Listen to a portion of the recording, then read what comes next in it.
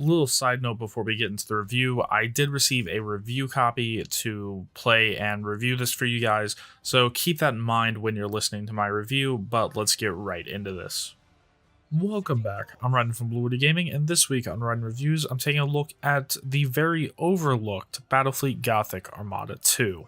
This game came out at the worst time, the day before Resident Evil 2, and with that big release right after it, it just kind of overshadowed Battlefleet Gothic Armada 2's release.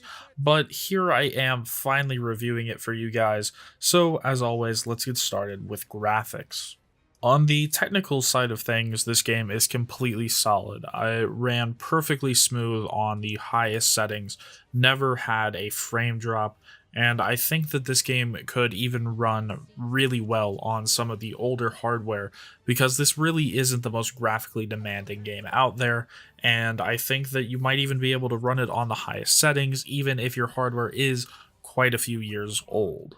But there is a reason for that. The cutscenes in this game are done in that moving painting art style, kind of like some of the Hearthstone ads or some of the Magic Gathering ads that have the similar sort of moving painting art style where it's like just a matte painting or just some sort of painting, but they animate it so that part of it moves, and that's how pretty much all the cutscenes are done, unless the cutscene is of the exterior of a spaceship, and then it's done in-game. But even the spaceships, while they are very detailed and they are great to look at, they aren't the highest quality things, and you can't zoom into them very far, so you can never really tell that they aren't the highest quality, and they look great. Like, that's one of the high points of this game, is just how amazing the ships look, but they just, because you don't get to zoom into it very far, they don't have to be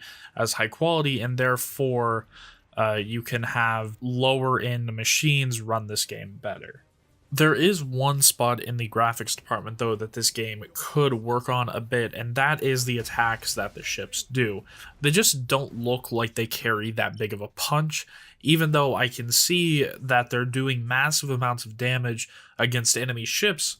They don't look like they would be doing that much. They're just little missiles here and there, or just a little laser beam here and there, and I wish that those would be beefed up a bit more.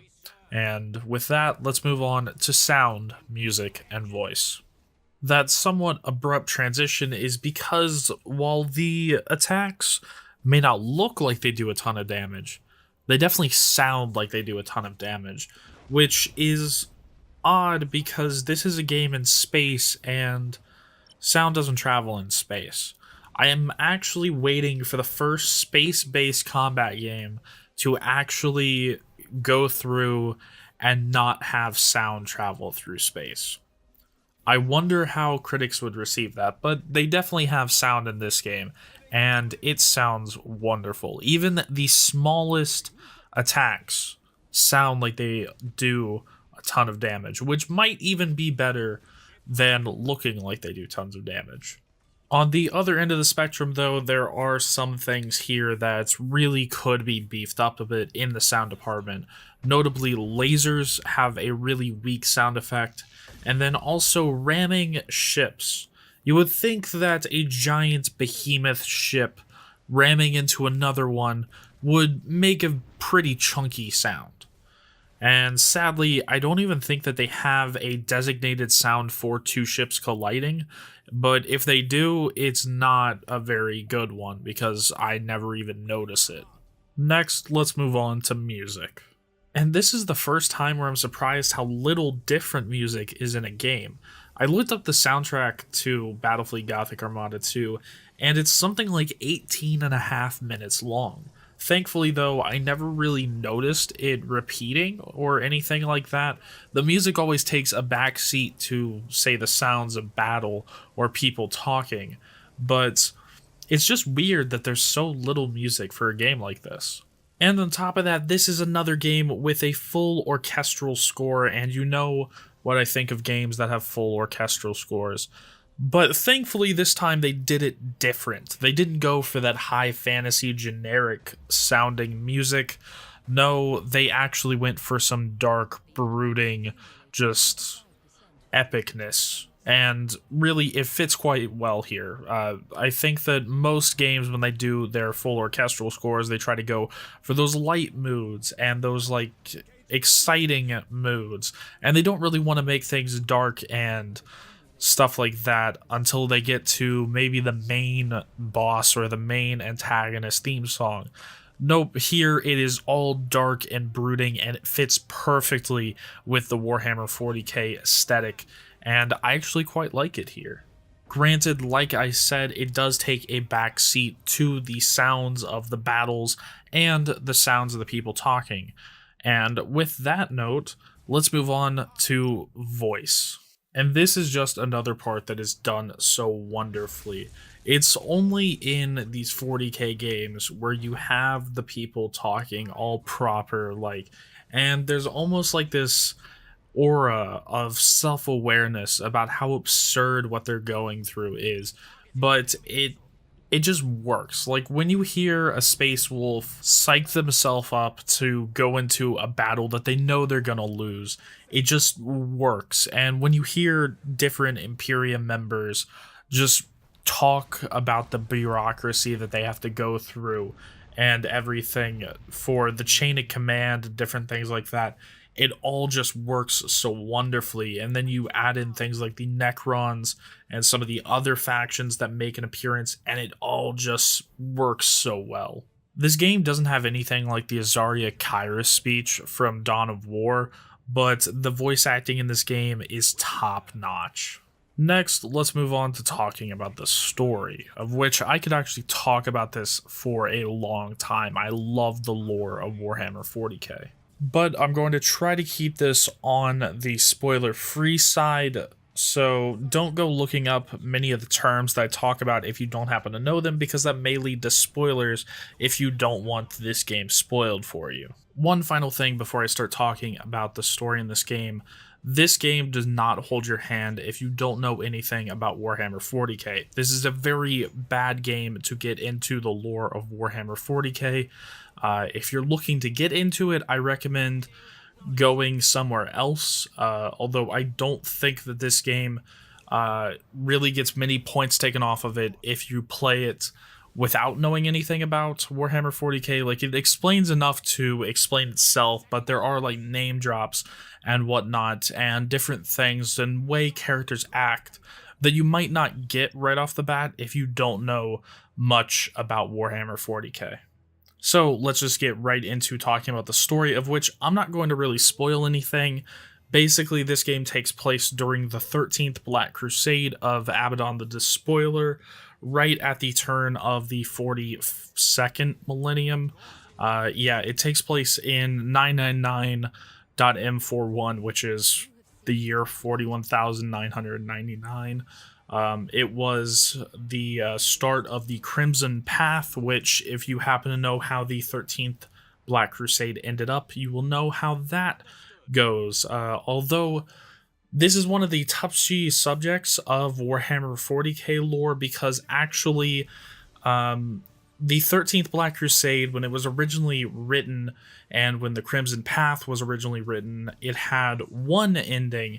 But in 2017, it got retconned, and the outcome of the 13th Black Crusade had a different ending because of the retcon. And I'm not really going to go into too much more detail. I could definitely talk about the lore of this game and kind of the whole process of the Crusade and the Crimson Path and Abaddon the Despoiler and a bunch more people involved in it, but I'm not really going to do that here, just that the people who haven't experienced or read through any of the Black Crusades, especially the 13th Black Crusade, I don't want to spoil any of you. But long story short, basically, Abaddon the Despoiler, who is the successor to Horus, the War Master of Chaos and the absolute master of the Black Legion, decided, hey, let's get a bunch of Chaos troops together and let's jump planet to planet and let's just forge away to Terra and destroy the Imperium of Man and finish off what Horus was trying to do so long ago. Um, and basically, this game kind of plays through that from the opposite side, the side that wasn't having such a good time with the Imperium of Man. You got the Necrons show up, and a few other factions that I'm not really going to talk about. And this is one of the few times where you actually see the Imperium of Man work with some of these other Xeno species in ways that you don't really see. Like, normally the Imperium is fighting against the Necrons, and they're fighting against the Tyranids and every other race that they come across.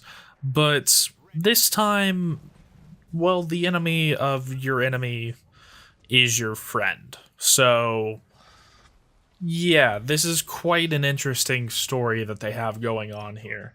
Granted, the game does stay lore faithful, so if you know about the 13th Black Crusade and the Crimson Path and how those ended, then you will know the ending to this game.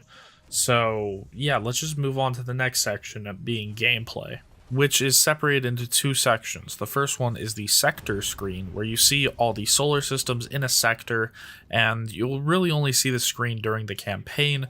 It allows you to move fleets from one solar system to the next, or put defenses in a solar system. The other screen, or the other type of gameplay that you'll be doing most of the time, is the battle, which I will be talking about for the rest of this. And the thing that I want to talk about for this section is how different the game actually plays compared to how I thought it was going to play. To put it simply, the gameplay revolves around using your special attacks at the right time more than it does about troop placement or movement. Although it does still care about troop placement and movement, using your special attacks at the right time and on the right enemies is much more of a big deal in this and leads to more wins than having good troop placement. This initially caught me off guard, but I was able to get used to it very quickly. Besides that, you've been watching the combat in the background of this video for the entirety of it, so you can see that it's not really that complicated. It just requires you to use the right abilities at the right time against the right targets. And it's a little simple for my taste, but I feel like this is a system that's very easy to get into, but if I went up against someone that had a lot more time in this game, then I would probably get just completely wrecked. Now, let's move on to my final thoughts and give this game a score. Personally, I've had a ton of fun playing this. This is one of the better Warhammer 40k games, but if you look at the other ones out there, the bar isn't exactly set high. But this is definitely a great game. I just think that if you aren't already in the Warhammer 40k universe and you don't know much about it, this isn't really a good starting point because, like I said earlier, things aren't really explained as if you don't know them. Like, things are just name dropped and other things like that. Like, when I first started playing, I went and looked up who some of the name drop characters were, and that just led me into reading about the Black Crusades, some of the stuff that I didn't know about them, although I did know some of the information going into it. But yeah, if you are wanting to get into Warhammer 40k, this is definitely not the game to start out. But like I said, I absolutely love this game, and after playing this, I kind of want to go back and play the original one. The original one just came out at a bad time, and I wasn't able to play it, but here I've played this one, so let's move on to giving this game a score. Now, if you don't know how my scoring system works, I do not give games a number. Instead, they get one of three scores that is either buy it now, wait for a sale, or never touch it. And this game is definitely a buy it now. This is a great time, especially if you're a fan of Warhammer 40k. If you're not, and you just want kind of the tactical aspects and the combat, then I would say wait for a sale, because some of the stuff that you find in the campaign, actually quite a lot of it, will just fly right over your head because you don't know what's really going on. And that's all I got for this review. As always, I'm Raiden from Blue Gaming, and I'll see you guys in the next one.